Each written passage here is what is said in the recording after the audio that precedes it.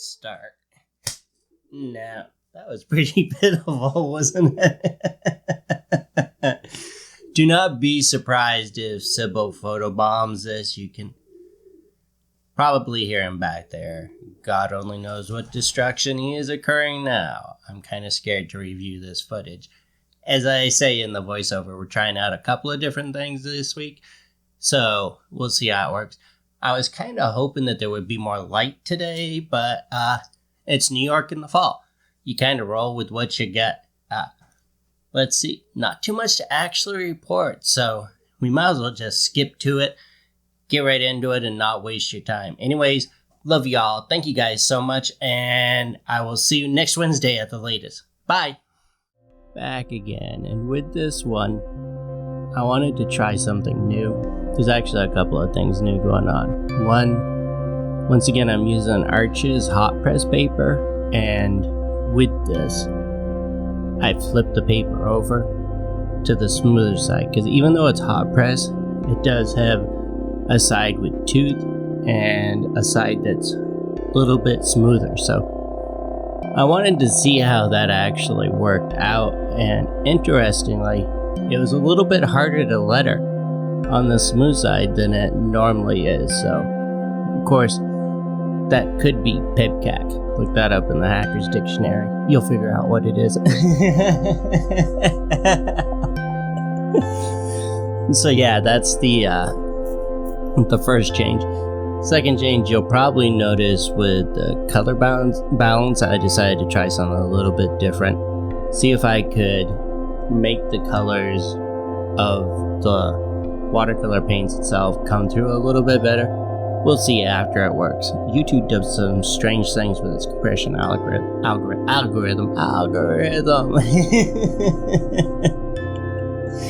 I did not even do wake and bake today, I promise.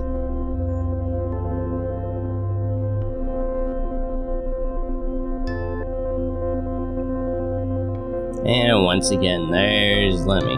I downloaded yet another great picture that to use as a reference. It's a little bit odd working with Lemmy and Chico because, of course, being animals, their physiognomy is going to be a little bit different. I believe physiognomy is the word I am searching for there, but that will be a little bit different with them, just how they stand and move and that type of thing. So you don't really see it so much this week on Chico. You'll see it next week, but Lemmy definitely was. How does a lemur sit, stand, kind of it? But at the same time, you still want to be, I mean, it's a talking animal cartoon. Not exactly high art, so it's strange. Learning those conventions, kind of playing around with them, makes it more fun. And once again, the thing that I love about Howden is using very simple, instantly recognizable shapes, and I believe this be the matter for all cartooning. What's the least amount of lines that you can use to actually convey the character? So it's interesting and fun at the same time. Then again, it's slightly more than your average touring punk band, so your mileage may vary. But there you can see, not too many people actually sit like that. I had a friend from the Philippines that could do that weird flat-footed squat thing, which if you've been around anyone from, traditional families from the Philippines, Malaysia, that, Southeast Asia, seems like they're all capable of doing the flat-footed squat right on the floor. I bet they're a lot more flexible way into the later years because of that.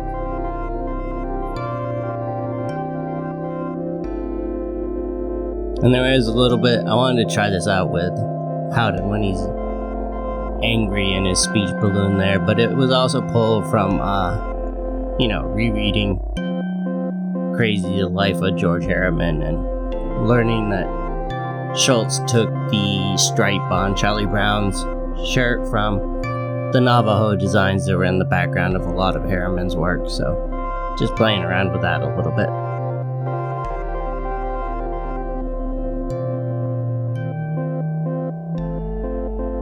And it's great because as I am recording this, I have yet another section of PBO drying in the other room. That's what I'm doing.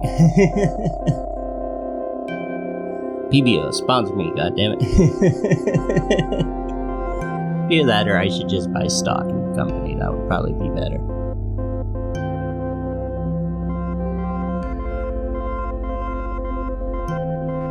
But yeah, the whole reason for PBO. I love wet on wet. I don't think that will ever go away. You're just able to achieve such great effects with it, such as, making clouds with a scrap of paper towel. That's a great technique. And I like the putting a little scarlet in with the blue to kind of change it up a little bit. I like the gradations of colors. And I need to try using the smooth side again with the schminky super granulating colors. I bet that will actually operate really well. I played around with it a little bit, but not totally.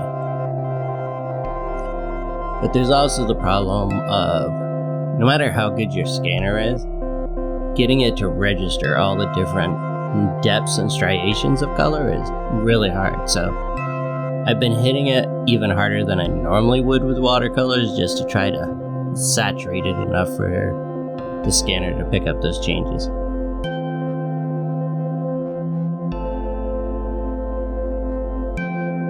And it's funny because we've been watching I think it's the 4th season of Dragula, and Jade has a similar cheekbone structure going on there. If you look at that little S-curve that goes from the nose into the cheek, he almost has like classical cartoon character features. I was marveling on that.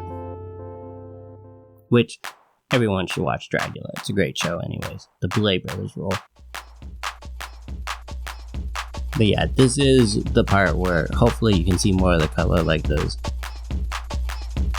purple shades caused by the alizarin crimson in the background there. And of course I had to hit Howden really hard in this panel because of the color reversal part. And here we kind of revert him back to normal. Not too much though, because he's in the process of transformation and he's angry. Howden is angry. Probably the only time you see one of these characters angry. And of course it's directed at moi. And once again, I mixed just a touch of blue into the Chinese white there to give Lemmy a little bit of that glow in the dark effect. Not so much as last week, because I wanted to be much more spectral last week, and this week a little bit more concrete in there, but I wanted it to be there. And I think once again we're at the end of the week, so see you next Wednesday at the latest. Love y'all. Bye.